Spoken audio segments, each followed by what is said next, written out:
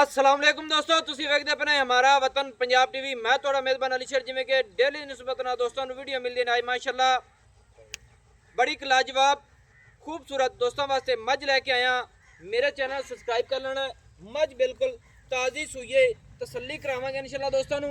कि दोस्त कहते ने कि इनू महीना हो गया, इनू 5 दिन, जिन्नू 5 आखी वो अक्सर महीना हो गया मज सूई नू। बाकी हुण अखां ने पूरी तसल्ली कर लेनी है, इत्थे पूरी तसल्ली कर लेनी है मज दी। अल्लाह दे हुक्म दे नाल मज इंशाल्लाह जित्थों चेक करांगे इंशाल्लाह पूरी होगी। मज दा कद, मज दा हवाना बिल्कुल ही ताज़ी सूई है। मज नू कुछ घंटे हो गए ने सूई नू। अज भी कोई दोस्त इतराज देवे कि मज सूई नू महीना हो गया तो फिर मर्जियां ने। माशाअल्लाह अल्लाह दे हुक्म दे नाल ਇਹ ਗੱਲ ਤਸੱਲੀ ਨਾਲ ਵੇਖ ਲੈਣੀ ਹੈ कि मज नू 1.5 फुट ਦਾ ਹਵਾਨਾ ਚੌੜਾ ਰੱਬ ਨੇ ਲਾਇਆ ਹੈ माशाअल्लाह। और फुट ਪਿੱਛੇ ਲਈ ਫਿਰਦੀ ਹੈ ਤੇ फुट ਵੀ ਅੱਗੇ ਲਈ ਫਿਰਦੀ ਹੈ माशाअल्लाह। अल्लाह दे हुक्म दे नाल माशाअल्लाह तसल्ली कर लेनी है।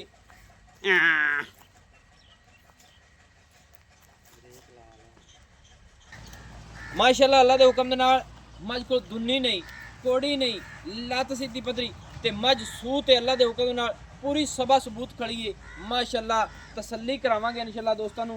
सारियां डिटेलां मालिक दे अल्फाजी लवांगे। मज दा थण बड़ा कमाल दा है माशाअल्लाह। अल्लाह दे हुक्म दे नाल मज 20 लीटर नहीं 25 लीटर दी डिमांड रखण वाली है दुध दी। मज दा जोबन, मज दी बुत बाडियां अल्लाह दे हुक्म दे नाल एडा आम किसी मज दा कद नहीं होना। मज पिछू उच्ची है माशाअल्लाह। अगू मज लैंदी है मालिक नाल करांगे गल्लां पूरियां माशाअल्लाह।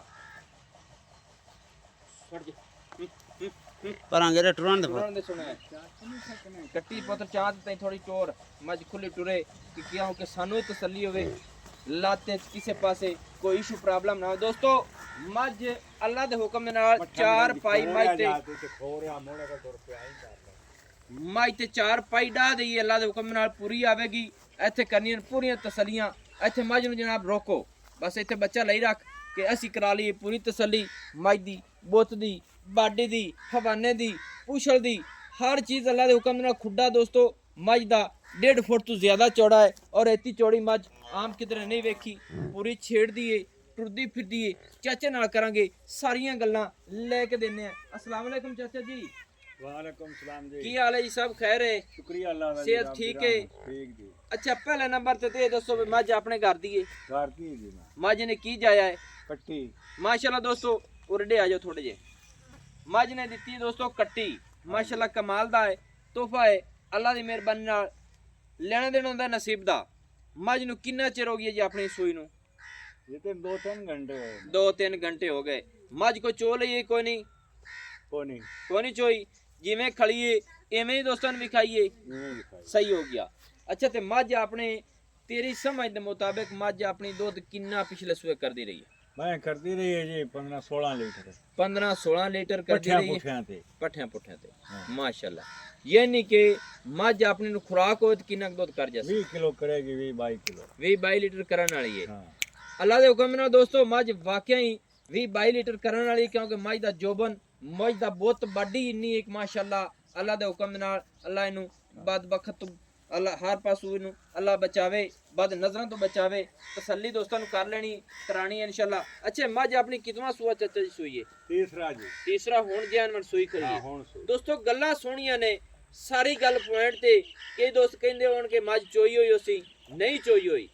मज दूसरा सूआ नहीं दसिया, तीसरा ही मज सूई है, एवें ही है।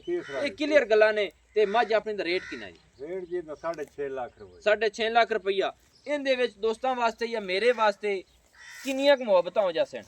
हो जासी जी 5-10 हज़ार रुपया बात। 5-10 हज़ार नहीं, वध तो वध जिन्ना मसाले जिन्ने हो सकदी उन्ने करो। 10 हज़ार 10 हज़ार 6,40,000 रुपया दोस्तों इस मज की डिमांड है। अल्लाह के हुक्म दे नाल मज हर पासों पूरी मज कट्टी जाई खड़ी है। 4 घंटे हो गए मज 3 सोई नू।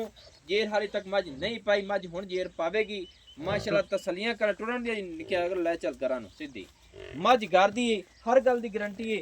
नंबर जो अपना व्हाट्सएप पर होंदा है 0301 6529 776। तहसीलो जिला अपना जोड़ा है ये पाक पतन शरीफ है।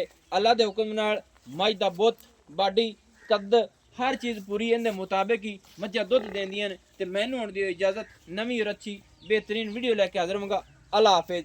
पाकिस्तान जिंदाबाद।